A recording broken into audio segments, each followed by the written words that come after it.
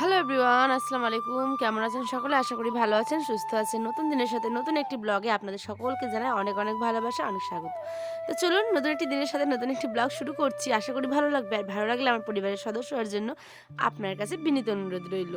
দেখুন, দিনটি ছিল হচ্ছে গিয়ে শুক্রবার, আর আজ শনিবার আমি ভয়েস দিচ্ছি। তো সকালবেলা উঠেই দেখুন, সামনে তো আর একটা মাত্র দিন, তারপরে তো রোজা চলে আসছে, তাই না? তো সেই জন্য কত রকমের কাজ। আর আমাদের বাড়িতে বিশেষ করে এই রোজা আসলে কিন্তু অনেক রকমের কাপড় চোপড় ধোয়া থেকে শুরু করে ঘর মোছা, ঘর গোছানো, মানে অনেক রকমের আনন্দ। এই যে একটা মাস আমরা টানা রোজা করি ভারী আনন্দের সাথে, জানেন কারণ কি? এই একটা মাসের পরেই আসছে আমাদের পবিত্র ঈদ। তো সেই জন্য একটা অনেক মানে অপেক্ষার ব্যাপার। আর তার সাথে হচ্ছে গিয়ে রহমতের মাস। তো চলুন, সকালবেলা উঠেই ঘরটাকে ভালো মতো করে ঝাড়-টাড় দিয়ে দিয়েছিলাম, আর উঠানটাকেও ঝাড় দিলাম। তারপরে জানেন, এই যে এখন ঘরগুলোকে ভালো মতো করে আর বারান্দাটাকে মুছে নিব। এই কয়েকদিন ধরে আমার একটা লাঠি ছিল, মানে ঘর মোছার জন্য যে স্ট্যান্ডগুলো হয় সেগুলো। তো বেশ কয়েকদিন ধরে এটা কিন্তু মানে ভেঙে গেছে। তো হায়নের আব্বাকে বলে, বলে, বলে আমি থকে গেছি, কিন্তু সে আর মনে রেখে মানে আনতেই পারে না। সেইজন্য এই যে বসে, বসে আমাকে ঘরটাকে মুছে নিতে হয়। আর জানেন, এত মানে তাড়াহুড়ো করে মুছছিলাম যে কি বলবো, আয়ন কিন্তু ঘুমিয়েছিল। হ্যাঁ, তারই মধ্যে কিন্তু আয়ন সোনা উঠেও পড়বে। আর এই গরম আসলো মানেই একটা কাজ কিন্তু এক্সট্রা বেড়ে গেল, সেটা হচ্ছে এই ঘর মোছা।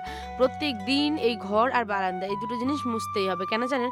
যেহেতু উঠোনে প্রচণ্ড ধুলো আর বালি ধুলো সবসময় তো মানে বাতাসের সাথে আসতেই থাকে। আর ছোট্ট আয়ন যেহেতু হাঁটাহাঁটি করে, সেই কারণে এটাকে আমি ভালো মতো করে প্রতিদিনই কম বেশি মুছে নিই। দেখুন, বলতে বলতে তো ঘরটা মুছে নিলাম, আর সিঁড়িগুলোকে ভালো করে জল দিয়ে ধুয়ে নিচ্ছি। এই যে দেখুন, এই যে এখানে সমস্ত বাসনপত্র তার মাঝখানে ধুয়ে নিয়ে এসেছি। গ্যাসটাকে এবার মুছতে হবে, জানেন, কারণ গ্যাসটা কয়েকদিন ধরে এই গ্যাস আর আখা দুটোই একই জিনিস। দেখবেন ২-৩ দিন না মুছলে গ্যাসটাও মানে নোংরা হয়ে যায়, আর আখাগুলোও কালো কালো হয়ে যায়, তাই না? তাহলে আমি চলো, যখন রোজা চলে আসছে তো ভালো মতো করে গ্যাসটাকেও মুছে নিই, যেহেতু অনেক কিছু রান্নাবাড়ি করতে হবে।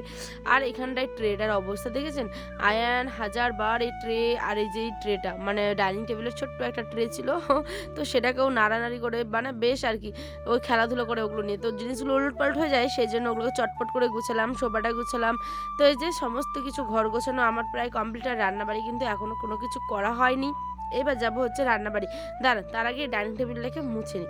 আর একসাথে সাথে এক ঢিপ হয়েছিল সোফায় কাপড়, দেখেছেন? আলনাটা একদিকে আয়নের, আবার একদিকে আমার, সমস্ত কাপড়গুলো গুছিয়ে রাখলাম। তারপরেই দেখছি যে মা কিন্তু নিয়ে মানে মুরগি ধরছিল। কেন জানেন? আমাদের জুম্মাতে যেহেতু মুরগি মানতি ছিল, সেই কারণে মা আর কি এই মুরগটা ওখানটায় দান করবে। তো চলো, ওগুলোকে তো মা নিয়ে যাচ্ছে, আর আমি এখানে আবার আপনাদের সাথে কী যে কথা বলছিলাম এখন মনেই পড়ছে না। সেজন্য আমি ভয়েসটা মানে কাট করে দিয়েছি। জানি না কী যে কথা বলছিলাম। আর বলছিলাম হয়তো যে ব্লগগুলো করতে ভালো লাগছে না, যেহেতু এই সিজনটা আসলো আর কেমন একটা ঘুম ঘুম লাগে, জানেন? এই যে ভয়েস দিতে দিতেই আমি কিন্তু ঘুমিয়ে পড়ছিলাম, বলতে গিয়ে আয়নকে ঘুমানোর সাথে সাথে আমিও ঘুমিয়েছিলাম। তবুও জোর করে চোখগুলো মুখগুলো ধুয়ে এসে আপনাদের সাথে এখন ভয়েসটা দিচ্ছি, যেহেতু আয়ন এখন ঘুমিয়ে আছে। আর আপনারা তো জানেনই, আয়ন যখন ঘুমিয়ে থাকে সেই মানে তখনই আমি কি বলে ওটা, ভয়েস দিই আর কি, ঠিক আছে? তো মানে ভয়েস দিতে মন না চাইলেও আপনাদের জন্য আমি দিই। সবসময় আমি মনে করি যে আপনারা আমার আরেকটা পরিবার, তাই না? তো আপনাদেরকে তো আমি আমার ব্লগটা দিবই। তো সেই কারণে ঘুমালাম না, উঠে চলে এসেছি। আর এই যে দেখলেন কাপড় দেয়া, ওখান থেকে একটা আমি মানে ওড়না নিয়েছিলাম, সেই কারণে আপনাদের সাথে দেখাচ্ছিলাম। তারপরে এদিকে রান্নাবাড়ি করতে বসে গেছি। আজকে করব হচ্ছে মসুর ডাল, একটা নতুন মানে সিস্টেমে। আর কি বলে, বাঁধাকপির ভাজা। তো মসুর ডালটা করব হচ্ছে গিয়ে রসুন, পেঁয়াজ, কাঁচা লঙ্কা সমস্ত কিছু মানে দিয়ে সেদ্ধ করব। অন্যান্য দিন কিন্তু আমি এরকমই জাস্ট হলুদ লবণ দিয়ে সেদ্ধ করে নিই। এই যে দেখছেন, শুকনো লঙ্কা দিলাম, রসুন কোয়া দিলাম, তার মধ্যে হলুদ দিব না, সরি, হলুদটা কিন্তু পরে দিব। হ্যাঁ, তার আগে যে বাঁধাকপিটা বসিয়ে দিচ্ছি, এখানটায় কাঁচা লঙ্কা, পেঁয়াজ কুচি আর গোটা জিরে সম্বাস দিয়েই বাঁধাকপিটা কিন্তু বসিয়ে দিলাম। হ্যাঁ, এবার চটপট করে রান্নাটা করে, যেহেতু আয়নার আব্বা খেয়ে দিয়ে যাবে, আর আমারও এখন অনেক কাজ, অনেক এখনও ভিডিও অনেক জমা হয়ে আছে, এডিট করতে হবে। তারপরে হচ্ছে থাম্বনেল মানে তৈরি করতে হবে, ভয়েস দিতে হবে, আয়নকে সামলানো, তার সাথে বাড়ির রোজা আসছে যেহেতু, সমস্ত কাজ নিয়ে আমি বড্ড ব্যস্ত এখন, জানেন? তো দেখি কতটা কি শেয়ার করতে পারি, অবশ্যই আপনারা যতটা পারবো দেখাবো আপনাদের। আর এই যে এখন রসুন দিয়ে ডালটা হচ্ছে কি মানে সম্বাসে দেবো।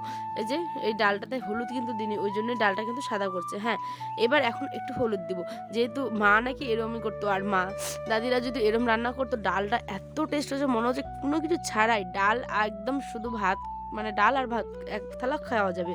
তো চলুন বলতে বলতে আমার ভাজাটাও এদিকে কমপ্লিট হয়ে গেছে প্রায়। আর আজকে না ব্লগটা বেশি বড় করছি না, জাস্ট অল্পই করছি, ছোট্ট একটা ব্লগ। আর এখানে দেখছেন এত কাপড় চোপড় সমস্ত কিছু ধুয়ে নিয়েছিলাম অনেক। এই যে বালিশের কভার থেকে শুরু করে সমস্ত কিছু মশারি টশারি পরিষ্কার করে ধুয়ে নিয়েছি। তাহলে চলুন দেখাবো অন্য একটি ব্লগে। সকলে ভালো থাকবেন, সুস্থ থাকবেন, আল্লাহ হাফেজ। আর এখানটায় আমি যে লালুর মন খারাপ জানি না কেন, তো ওর সাথে একটু জাস্ট মজা করছিলাম। আর সকলকে রমজানের শুভেচ্ছা জানিয়ে ব্লগটি এখানে শেষ করলাম। সকলে ভালো থাকবেন, সুস্থ থাকবেন, সাবধানে থাকবেন, আল্লাহ হাফেজ।